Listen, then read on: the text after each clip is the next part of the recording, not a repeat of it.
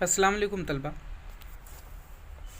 आज के इस वीडियो में हम 10वें सबक आफ़ात के दौरान हुस्न इंतज़ाम साइंस का हमारा 10वां सबक जो कि मुकम्मल होगी इसकी तदरीस, इसके जो मश्की सवाल दिए गए हैं वो हम हल करेंगे। तो पहला सवाल देखिए बच्चों, हम में मुख्तलिफ कौन है। कुल 4 सवाल दिए हैं, हमें ऑड वन फाइंड करना है, मुख्तलिफ फाइंड करना है ना। Find the odd man out उसे इंग्लिश में कहते हैं।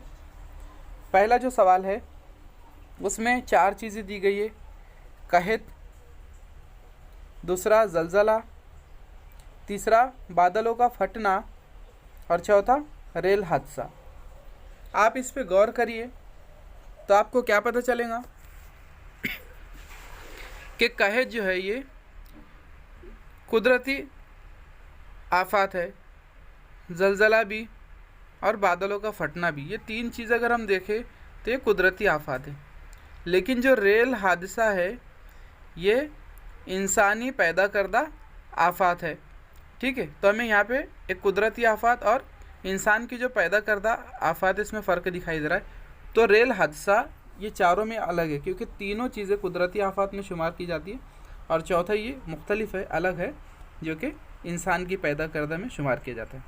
तो इसका जो जवाब रहेगा मुख्तलिफ कौन सा है, रेल हादसा। अब बात देखते हैं, एक है खुश्क साली यानी पानी का बिल्कुल ना आना, दूसरा है बहुत बारिश, बारिश का काफ़ी तेज़ होना, उसके बाद है तूफ़ान, और उसके बाद में जो है सुनामी। तो इन चारों चीज़ को अगर हम देखें तो इसमें हमें क्या दिखाई देता, खुश्क साली जिसमें पानी की बहुत किल्लत होती है, पानी नहीं होता है, और आप देखेंगे बहुत बारिश इसमें पानी ही पानी होता है, तूफ़ान इसमें भी पानी होता है, और सुनामी ये जो समंदर की बड़ी बड़ी लहरें होती है आतिश फिशा फटने से या जलजले आने से समंदरों की तय में, तो बड़ी बड़ी जो लहरें पैदा होकर शहरों में पानी घुस जाता है। तो आप 3 चीज़ देखोगे, बहुत बारिश होना, तूफ़ान होना और सुनामी, इनमें पानी कसरत से होता है, जबकि खुश्क साली में पानी बिल्कुल नहीं होता। तो इन चारों चीज़ों में खुश्क साली जो है ये मुख्तलिफ है। अब जीम देखते हैं हम लोग। तीसरा जो है लावा, गर्म कीचड़, राख और टिड्डी दल का हमला। आप लावा देखो, जब लावा फटता है तो वही कहा गया, गर्म कीचड़ जो है लावा फटने की वजह से काफ़ी गर्म कीचड़ और गर्म मादे ज़मीन से बाहर आते, और उसके साथ राख भी उड़ती है।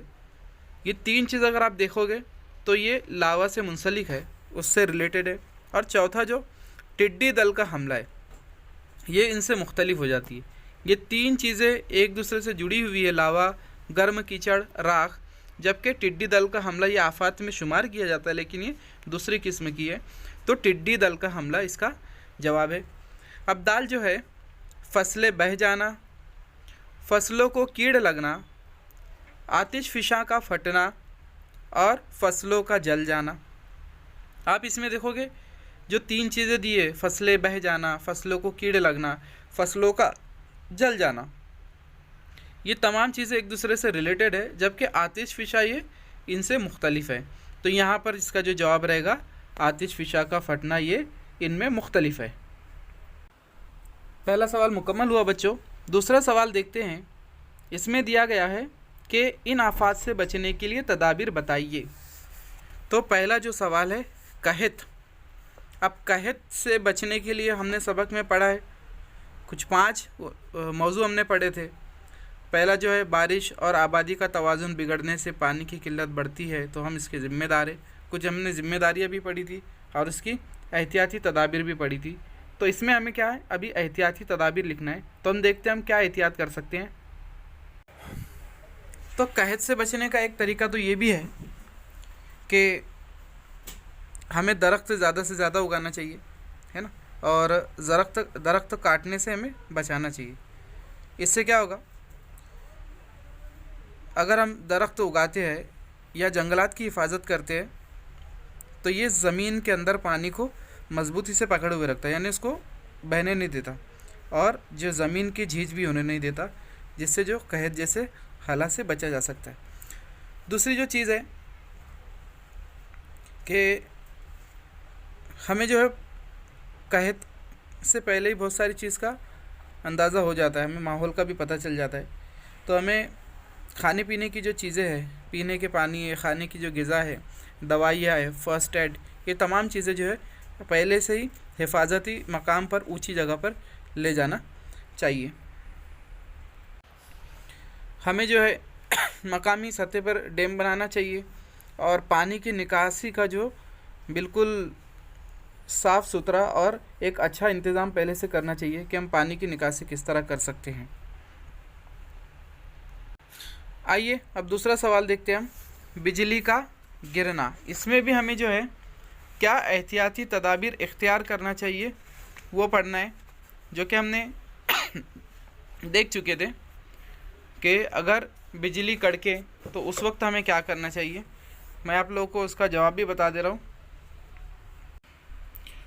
देखिए बच्चों, अगर बिजली कड़कती है तो उस वक्त हम क्या क्या एहतियाती तदाबीर कर सकते हैं।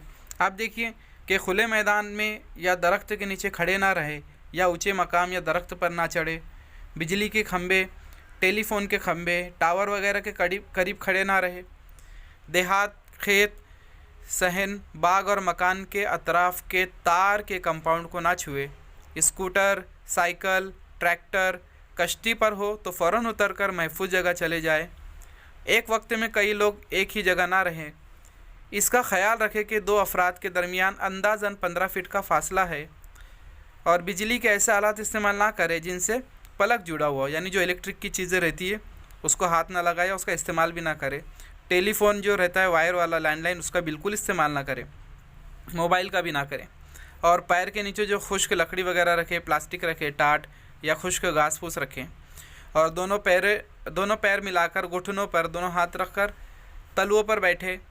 तैराक, मछेरे फ़ौरन पानी से बाहर आ जाए, और पक्के मकान सबसे महफूज मकाम होते हैं, हमें पता है, और ऐसे मकाम में चले जाए जहाँ बरकरुबा लगा हो, या मालूम कीजिए आपके मकान के आसपास ऊंची इमारतों पर बरकरुबा आला है या नहीं, और ज़रूरी हो तो अपने मकान पर भी बरकरुबा लगाइए। तो ये कुछ 11 नुकात आपको दिया गया कि अगर बिजली कड़के तो उस वक्त हमें कौन सी एहतियाती तदाबीर इख्तियार करना चाहिए। अब देखते हैं तीसरा पॉइंट जो तूफ़ान का है।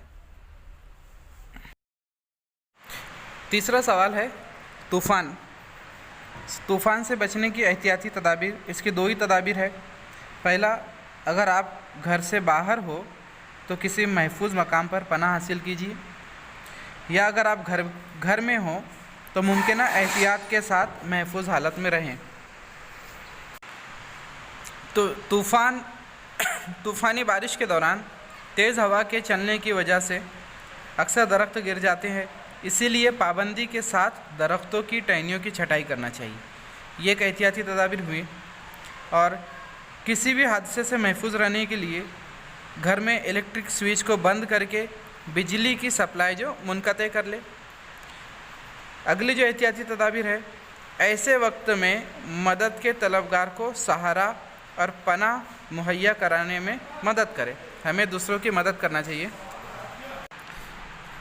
तूफ़ान के वक्त रेडियो या ज़राए अबलाग के किसी भी ज़राए से तूफ़ान के बारे में हिदायत अच्छी तरह समाअत फरमाए, और हिफाजती नुक्ता नज़र से इन हिदायत पर अच्छी तरह अमल करें। तूफ़ान आने से कब्ल लोगों का फंसे हुए मकामात पर पता लगा सकते हैं और इन्हें बचाया जा सकता है।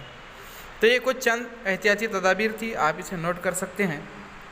इंशाअल्लाह आखिर में आपको इसकी वीडियो भी, एक जवाबात की फ़ोटो भी दी जाएगी। चौथा जो है बादल का फटना। अब बादल अगर फटता है तो हमारे जहन में तो पहले यही आता है कि बाढ़ का हालत है ना, सब तरफ पानी बह रहा है। तो इस वक्त हमें क्या एहतियाती तदाबीर करना चाहिए। तो पहला जो है, बादल फटने के दौरान मूसलाधार बारिश होती है, इसलिए ऐसे वक्त हमें महफूज मकाम पर क़याम करना चाहिए। पहला क्या, महफूज मकाम पर क़याम कर ले। अब दूसरा, इस वक्त पहाड़ के दामन में या नदी के किनारे या साहिल समंदर पर ठहरना नहीं चाहिए।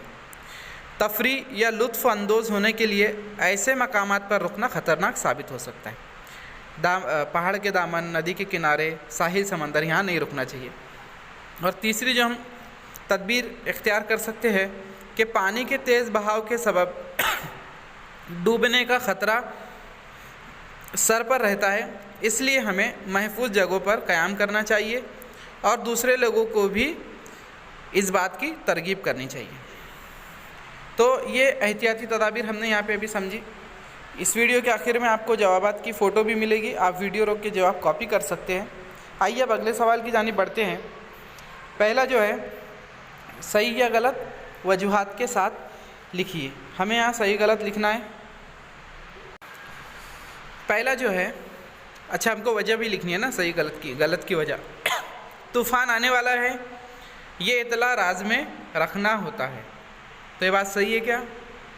अगर तूफ़ान आने वाला है, हमें पता है और किसी को पता नहीं, तो हम राज में रख ले, दूसरों को बताना चाहिए? नहीं बताना, नहीं, ये चीज़ गलत है ना। हमें दूसरों को बताना चाहिए। उसकी वजह क्या है कि लोगों को आने वाले तूफ़ान की मालूमात बहम पहुंचना ज़रूरी है, ताकि वो इस वक्त के असरात से महफूज रहे और अपनी ज़िंदगी की हिफाजत कर सके। इसलिए दिया हुआ बयान जो है ये गलत है। बात जो है, आसमान में बिजली चमकते वक्त तैरने से परहेज़ करें। जी, अगर बिजली चमक रही है तो बिल्कुल पानी में नहीं जाना चाहिए। आप समंदर में हो, तालाब में हो, है ना, तो बाहर आ जाए। तो ये जो बयान सही है, क्योंकि बिजली चमकते वक्त बरकी रव पानी में आसानी से सरायत कर सकती है, बह सकती है, गुज़र सकती है और तैरने वालों के लिए ख़तरे का बाज़ बन सकती है। इसकी वजह से इनकी जान भी जा सकती है। इसलिए आसमान में बिजली चमकते वक्त तैरने से परहेज़ करना चाहिए। ये बयान दुरुस्त था और इसकी वजह भी लिखना है। तीसरा जो है, आतिश फ़िशा फटने को टालना मुमकिन है। आतिश फ़िशा हम टाल सकते हैं क्या? नहीं, बिल्कुल हमारे इख्तियार में है ही नहीं ये चीज़। तो ये बयान गलत है कि आतिश फ़िशानी इखराज एक कुदरती आफत है जो किसी भी वक्त आ सकती है। इस आफत को टालने के लिए किसी किस्म की टेक्नोलॉजी अभी तक दस्तयाब नहीं है। तो ये बयान गलत था। और जो चौथा है, दाल, ज़्यादा बारिश की वजह से कहत पड़ता है। क्या कहा गया? ज़्यादा बारिश की वजह से कहत पड़ता है। तो ये बयान बिल्कुल सही है कि ज़्यादा बारिश से भी कहत पड़ता है, क्योंकि उसकी वजह क्या है? ज़्यादा बारिश के सबब जो है फसलें ये ख़राब हो जाती है और मिट्टी जो है पानी के साथ बह सकती है ना, मिट्टी भी बह जाती है, जिसे हम नम कहत कहते हैं, गीला कहत। तो बच्चों, हमने यहाँ पे जो सही गलत का जवाब मुकम्मल किया। पहला सवाल है, झैल के सवालों के जवाब अपने अल्फाज में लिखिए। सुनामी किसे कहते हैं और वो किस तरह पैदा होती है? तो सुनामी के ताल्लुक़ से हमें थोड़ी मालूमात लिखनी है। तो आप क्या लिख सकते हो कि सुनामी यानी साहिल समंदर पर आकर टकराने वाली ऊंची ऊंची समंदरी लहरें जो साहिली इलाकों को ज़बरदस्त नुकसान पहुंचाती।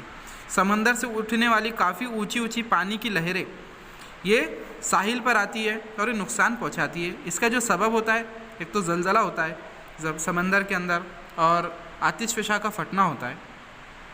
और सुनामी जापानी ज़बान का एक लफ्ज़ है। सुनामी क्या है बच्चों, याद रखने, एक जापानी ज़बान का लफ्ज़ है। समंदर की तह में फटने वाले आतिश फ़िशानी इखराज या समंदर की तह में आने वाले ज़लज़लों की वजह से ये सुनामी लहरें पैदा होती है और ज़लज़ले की वजह से खारिज होने वाले तवानाई पानी को ऊपर की जानिब ढकेलती हैं। इसके नतीजे में ये लहरें पैदा होती हैं और ये जो लहरें जहाँ बनती हैं वहाँ ज़्यादा बुलंद नहीं होती, लेकिन एक तवील फासले तक तेज़ी से फैल जाती है। और आपको याद रखना है, इन लहरों की रफ्तार 800 ता 900 किलोमीटर फ़ी घंटा होती है। याद रखिए कितनी तेज़ होती है? एक घंटे में 800 किलोमीटर से 900 किलोमीटर का फासला तय कर सकती है। हम अंदाज़ा लगा सकते हैं कितनी तेज़ होती है और कितनी शिद्दत से होती है। और साहिली मकामात तक पहुँचते पहुँचते इनकी रफ्तार में कमी वाक़ई होती है, लेकिन इनकी ऊंचाई बेहद ऊंची हो जाती है और इनकी ऊंचाई में इजाफ़ा होता है। बाज़ मरतबा इन सुनामी लहरों की ऊंचाई 100 फीट तक हो जाती है। ये लहरें साहिली इलाकों पर ज़बरदस्त तबाही मचाती हैं। तो ये आपको मैंने इसका जवाब बताया है ना, ये किस तरह पैदा होती है वो भी आपको बताया गया। इंशाल्लाह भी इसके आखिर में एक वीडियो आपको जवाबात भी दिया जाएगा। दूसरा सवाल है, बादल का फटना किसे कहते हैं ना। तो जब ज़मीन के ख़ास या छोटे हिस्से पर मूसलाधार बारिश बरसने को बादल का फटना कहते हैं। ये अमल इस वक्त वक़ू होता है जब ज़मीन के एक मखसूस हिस्से पर अचानक 100 मिलीमीटर फ़ी घंटा या इससे ज़्यादा रफ्तार से बारिश होती है।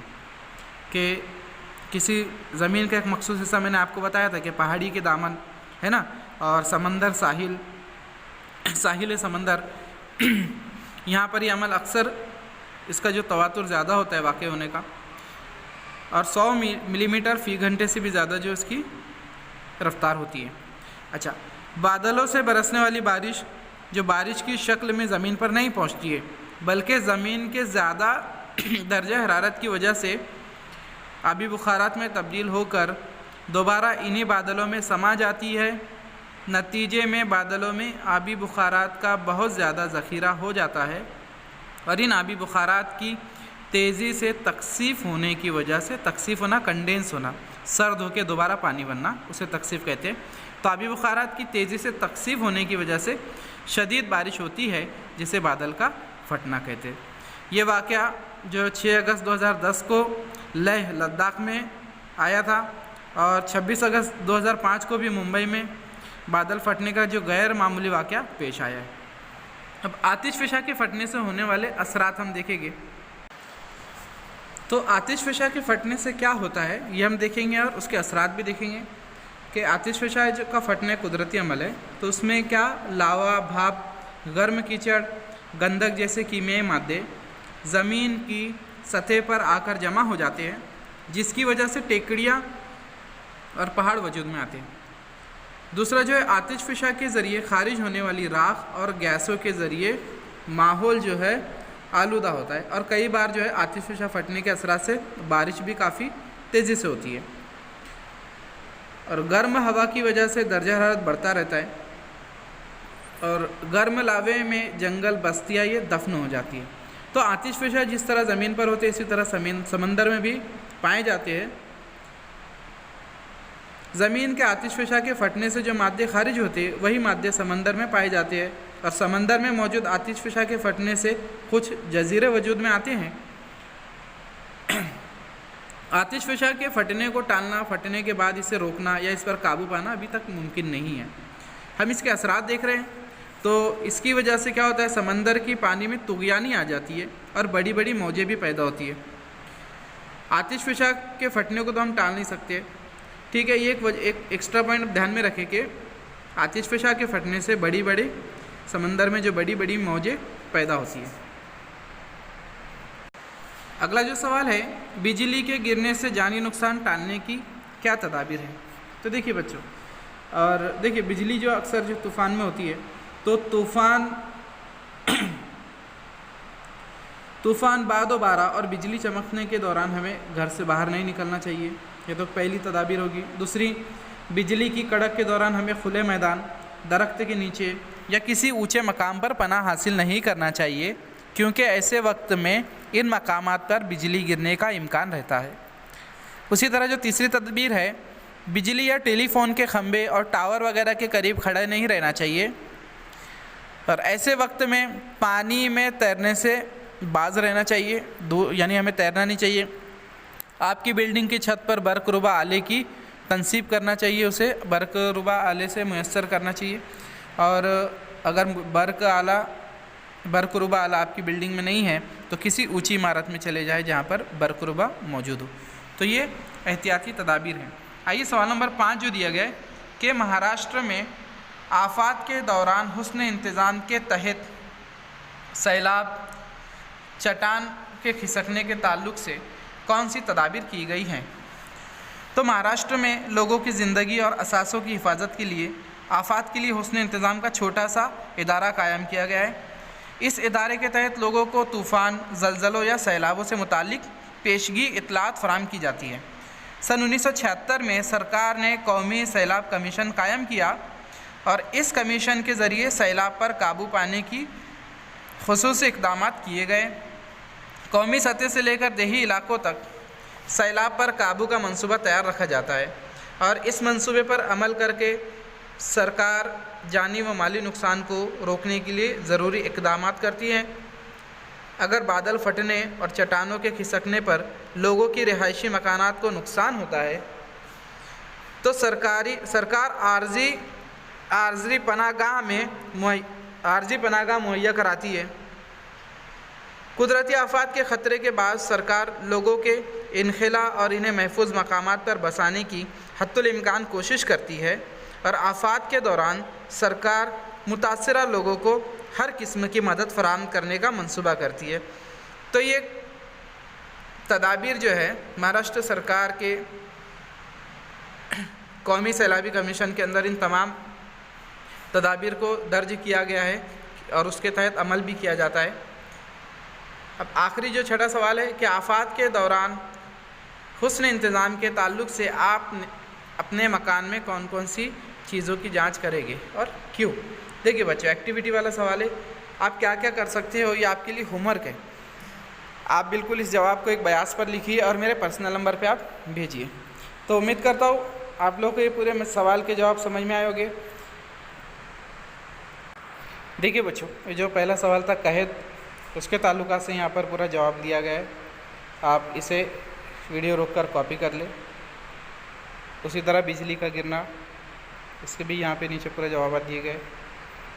तूफ़ान जो है उसके मुतालिक भी यहाँ पे आपको जवाब दिखाई दे रहा है, आप रोक कर जवाब लिख सकते हैं, ठीक है। और ये बादल का फटना, इसके जवाब दिए गए, आप इसे भी कॉपी कर लें। उसी तरह जो सुनामी वाला सवाल था, सुनामी किसे कहते हैं, किस वजह से सुनामी लहरें पैदा होती है, दिए गए जवाब में, और उसके असरात जो है यहाँ पे दिए गए। तो आप इसको आप कॉपी बयाज में कर लीजिए। और जो महाराष्ट्र में आफत के उसने इंतज़ाम के तहत सैलाब और चट्टानों खिसकने जैसी आफत के ताल्लुक़ से कौन सी तदाबीर इख्तियार की गई है, वो इसमें आपको मुकम्मल जवाब दिया गया, आप इसे लिख लीजिए। तो उम्मीद करता हूँ आपको ये सबक समझ में आया होगा। आप हर सबक के जो मश्की जवाबात है वो अपने बयाज में कॉपी करते जाइए। अल्लाह हाफ़िज़।